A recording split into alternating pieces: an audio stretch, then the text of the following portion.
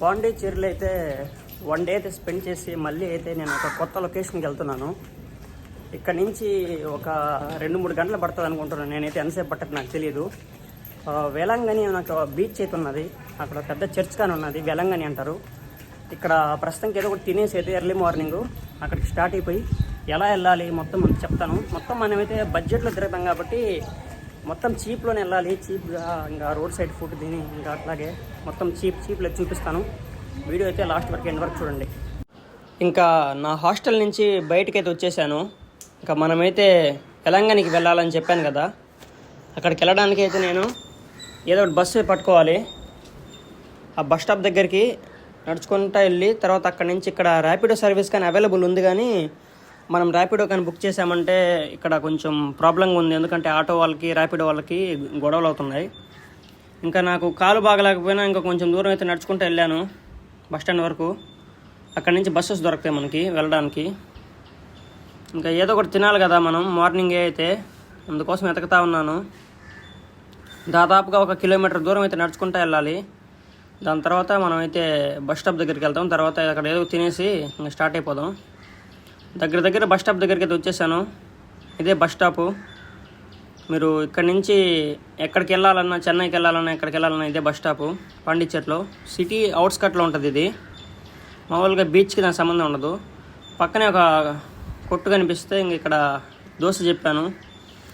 ఇలా చట్నీ ఏందో చాలా స్వీట్, అసలు చాలా స్వీట్గా ఉంది. వీళ్ళ టేస్ట్ ఏందో మరి. ఎండలు అయితే మాత్రం అద్దరగొట్టేస్తున్నాయి అబ్బా, మామూలుగా లేదా. ఇంకా ఇలాగా స్ట్రైట్గా వెళ్ళిపోతే మనం బస్ స్టాప్ దగ్గరికి వెళ్ళిపోతాం. పాండిచ్చేరి కానీ మీరు కానీ అందరూ వచ్చి విజిట్ చేస్తారనుకుంటున్నాను నేను. ఇక్కడ బస్సు పేర్లు మొత్తం తమిళ్లో ఉన్నాయి. మనకి ఏం అర్థం అవుతుంది చెప్పండి, ఇంగ్లీష్ వేస్తే అర్థం అవుతుంది. తమిళనాడులో మనకు వచ్చే మెయిన్ ప్రాబ్లం ఏంటంటే భాష. ఎందుకంటే ఇక్కడ హిందీ ఉండదు, ఇంగ్లీష్ ఉండదు, ఓన్లీ వాళ్ళ భాష ఉంటుంది బస్సుల మీద కానీ ఎక్కడైనా కానీ. వాళ్ళైతే వేరే లాంగ్వేజ్ అయితే ప్రమోట్ చేయడానికి ఇష్టపడరు. ఇంకా మనకైతే బస్సులో ఛార్జింగ్ సాకెట్ కానీ ఇచ్చారు. ఈ బస్సు ఎంతసేపు వెళ్ళొద్దు మనకు తెలియదు. మరి బస్సు చూస్తే మాత్రం క్యాక్గా ఉంది, మరి మ్యాటర్ ఎంతసేపు పట్టదో తెలియదు. ఇంకా బస్సు అయితే మొత్తానికి స్టార్ట్ అయిపోయింది. ఇంకా పాండిచ్చేరి నుంచి వేలంగనికి వెళ్ళడానికి 4 గంటలు అని చెప్పారు, మరి ఎంతసేపు పట్టద్దో. ఇక్కడ బస్ స్టాపులు చూడండి ఎంత పాతగా ఉన్నాయో. అది మరీ ఘోరంగా ఉన్నాయి, అసలు క్లీన్గానే లేదు. ఇక్కడ చాలా మంది అయితే తింటా ఉన్నారు. ఇది కీరానే, కానీ ఇది చిన్నవి, పెద్దవి కాదు. మామూలుగా చిన్నవి ఉంటాయి కదా, అవి కానీ తినేస్తూ ఉన్నారు చాలా మంది అయితే. నేను కానీ ఇంకా ఏం చేద్దాం చెప్పండి, ఆకలికి తట్టుకోలేక ఒకటి తీసుకొని తిన్నాను.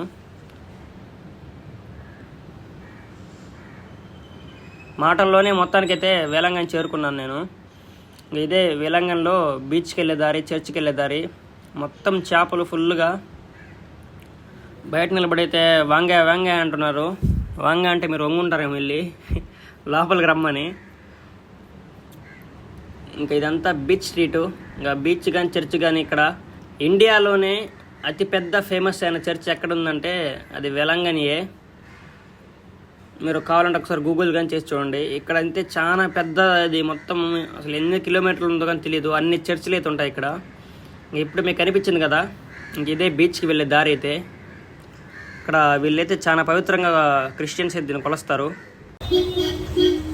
దాదాపుగా కరెక్ట్గా అయితే పాండిచ్చేరి నుంచి అయితే 5 గంటలు పట్టింది ఇక్కడికి రావడానికి, వేలంగనికి.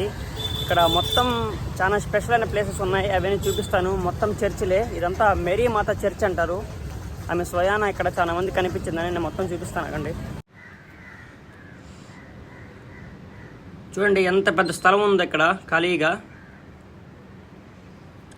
ఓరే బాబాయ్ ఎంత ఉంది చూడండి. ఈ చర్చిలు చాలా ఫేమస్. తమిళనాడులో కల్లా ఇదే చర్చ్ ఫేమస్, నెంబర్ 1. ఇంకోటి మన ఇండియాలో కానీ ఇదే నెంబర్ 1 చర్చు. నేనైతే ఇక్కడికి చాలాసార్లు అయితే వచ్చాను. ఒక 5-6 సార్లు అయితే వచ్చాను ఈ చర్చ్ వరకు కాదు, చర్చిలోకి. చూడండి ఎంత పెద్ద చర్చ్ ఉందో, చాలా పెద్దది కదా. ఇక్కడ వీళ్ళ నమ్మకం ఏంటంటే ఎవరైనా అవిటి వాళ్ళు, కాళ్ళు లేని వాళ్ళు, హ్యాండిక్యాప్లు ఉంటారు కదా, వాళ్ళకి స్వయాన మేరీ మాత కనిపించి వాళ్ళకైతే హెల్ప్ చేసిందంట. అందుకే వీళ్ళైతే ఇక్కడ లాస్ట్గా ఒకసారి ఇక్కడ కనిపించిందని చెప్తా ఉంటారు లోకల్స్. ఇంకా మనం లోపలికి వెళ్తాం. చర్చిలో ప్రేయర్ అవుతున్నట్టుంది, లోపలికి వెళ్ళి చూద్దాం. నేనైతే ఇదే ఫస్ట్ టైం రావడం చర్చిలోకి. చూడండి ఎంతమంది జనాలు అయితే ఉన్నారో. ఇంకా అక్కడి నుంచి మళ్ళీ కిందకి ఒక ఫ్లోర్ టైప్ కిందగానే ఒకటి ఉన్నది. ఇంకా అక్కడికి వెళ్ళి చూద్దాం ఆగండి ఏముందనేది. పైన అయితే చాలా మంది అయితే ప్రార్థన చేస్తూ ఉన్నారు. హల్లెలూయా ఆమీన్.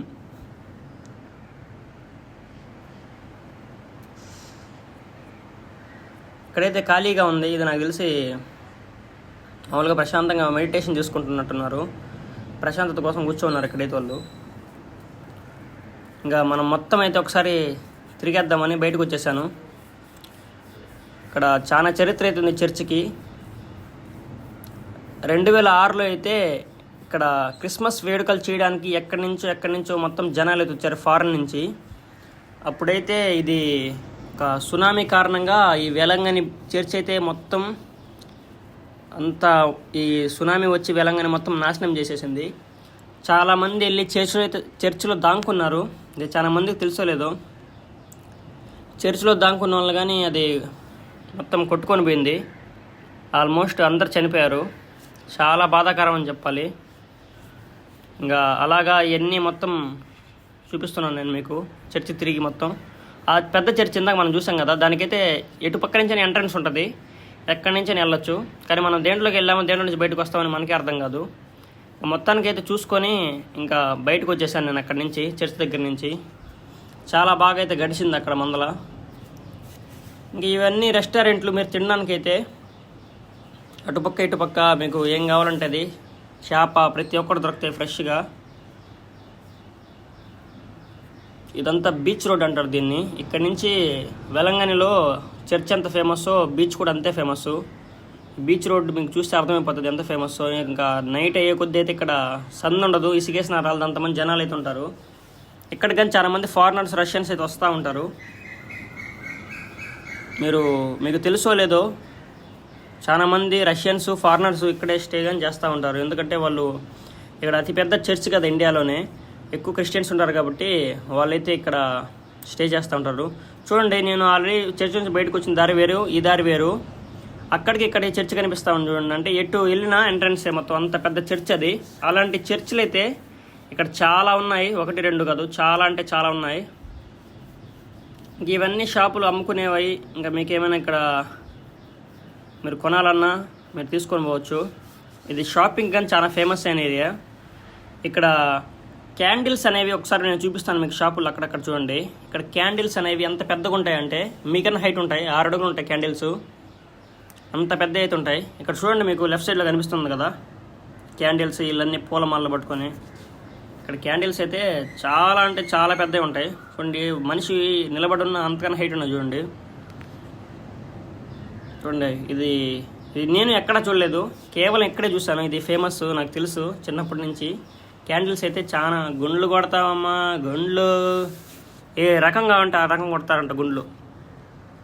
ఇంకా మనం వెళ్తున్నాం బీచ్ రోడ్లకి ఇప్పుడే. ఇంకా అక్కడ ఎవరైనా కనిపిస్తారని చూద్దాం ఆగండి. ఇదిగోండి, ఇక్కడ చూడండి, మొత్తం మొగాళ్ళలాగున్నాడు కానీ చక్కగాడు, దరిద్రులరా. ఇంకా మొత్తంకి అయితే బీచ్లోకి అయితే ఎంటర్ అయిపోతున్నాం మనం, వెలంగని బీచ్లోకి. ఇక్కడ ఒక మంచి హోటల్ అయితే ఉంది, మంచి ఫేమస్ హోటల్. మరి ఇప్పుడు అది ఎలాగుందో తెలియదు. ఇంకోటి ఏంటంటే చాలామంది చెప్పేది అప్పటికప్పటికి బీచ్ అయితే చాలా ముందుకు వచ్చేసిందంట, ఇంతకుముందు ఇప్పటికి. ఎందుకండి బీచ్ దగ్గరికి అయితే వచ్చేసాం మనం.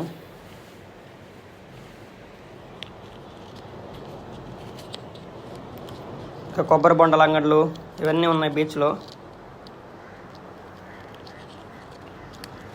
అమ్ముకునే వాళ్ళు అయితే చాలామంది అయితే ఉన్నారు.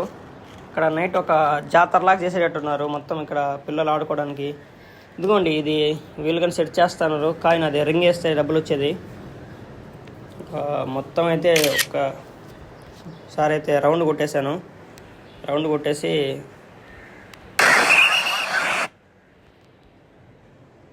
మొత్తం అయితే వెళ్ళిపోతూ ఉన్నాను. ఇంకా మొత్తానికైతే బాగైతే చూపించాను అనుకుంటున్నాను. మీకు కనుక నా వీడియోస్ నచ్చితే లైక్ కొట్టి సబ్స్క్రైబ్ చేసుకోండి.